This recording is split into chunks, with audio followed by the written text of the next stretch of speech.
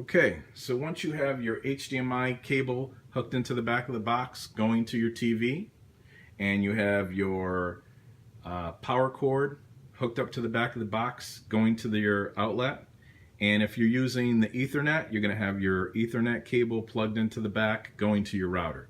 If you're using Wi-Fi, you're not going to need the Ethernet cord connected in. Just a side note, Ethernet is a little faster than the Wi-Fi depending on how many devices are running around in the house. And this is the screen you're going to open up. This is the Android page that I was talking about. And this is the main page of your box. Kodi, the application that has all the movies, is right there. I'll highlight that again. Now, I'm not going to say it's green border because different boxes have different borders. But that K with the triangle is what you're looking for. And it's I usually put it right down there in that corner. I'm just going to go through settings real quick. Let me tell you about this first page. So this is just memory. The box kind of keeps, data, and, you clicked on this, you clicked on that. It just kind of has a memory. And every now and then you just want to clean this. All right. You just push OK. You get on, you put your cursor, put the button on that. You move it over with your directionals and push OK. And that just cleans out your memory. Now, all that does is it keeps your box running smoothly and efficiently. I'm going to go to settings here. And this is the first thing you're going to do. Now, we noticed up there that the time and the date is correct. Now, every now and then when you turn on the box, it's not going to have the right date. To speed through that, you just push settings, push OK and push settings, and then you push your back button, and that usually refreshes the date and time. All right. Well, right now we're going to go in here to settings. That's the first thing you're going to do. Now, if you're using Ethernet, that should already be there. It should say Ethernet connected and have your IP address. Okay. If you're using Wi-Fi, you're going to go here. You're going to push your remote and you're going to push OK. So you just move that over here, push OK, and then it's going to search for your internet service provider or your Wi-Fi that's in your house. This is mine, Skynet. So I'm going to go here and you're going to push OK. And then you're going to go over here to password and you're going to push. So I highlighted password. I'm going to push OK. And that's going to come up. Your on-screen keyboard. And you just take your remote and click on whatever you need to. If you need numbers, they're down here. You click that, changes it to numbers. You change it back, go there, and then you're going to go to done. You click that, and then you're back to the screen.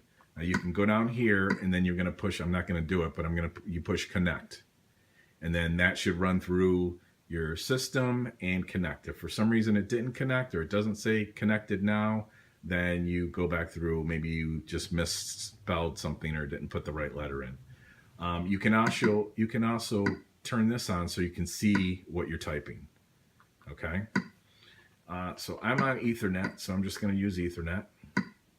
And like I said, Ethernet is always faster because you're getting a direct connection to your broadband service right through the cord. It's not Wi-Fi.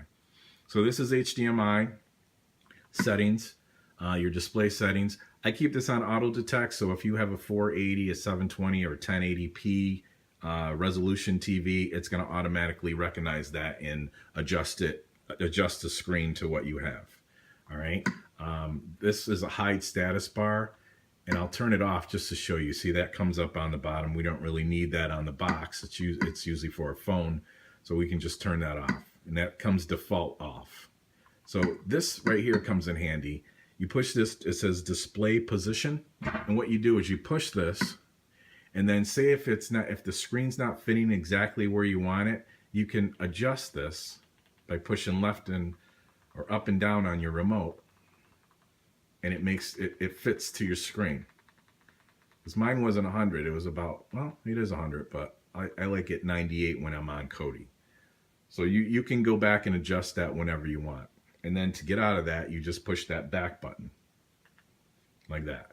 And you can put a screensaver on if you want. If you got a plasma, I don't know if anybody still has plasmas, but if you have a plasma, you want to put this on just so Plasma tends to burn like the image in your screen if it's left on one screen for a while. If you have an LCD or anything above that, then you probably don't have to worry about it. It's not going to do that. But you can put like a screensaver on and like you know, it's like a scenery thing and it comes up on your screen. Now up here is advanced. I would just leave these alone. If you have an Android phone, you can do Miracast, and basically whatever's on your phone, it'll pair with your phone, and whatever's on your phone, you can push it up to the TV and watch whatever's on your phone from whatever's on your phone on TV. The remote control, if you have these, you can turn them on. If you don't, most people don't. You just leave it alone, because that's not for the wireless remote that I sell with this. It has nothing to do with that. So that's those settings. This digital auto detect, I would leave that on. It just kind of figures out what kind of stereo system you have in your TV, how it runs, if it's you know, Dolby and all that, and it's just auto detect. So that's all set. I would leave those alone. Then you have other here. The system update doesn't really apply. I'll show you what's in there. It's really nothing. These don't work. It just kind of goes through a thing. You're going to go to more settings, and these are your background settings. I'll go into detail with this a little later in a video with more advanced. But the main thing you may have to go in here for, you may have to go in here to go down here. Everything's already preset the way it should be. You might have to go in here to date and time, and for some reason your date and time is wrong. You have to uncheck automatic date, and then you can push on these and you can adjust it accordingly. But it does say Eastern, and you don't want 24 unless you're military and you like looking at it that way.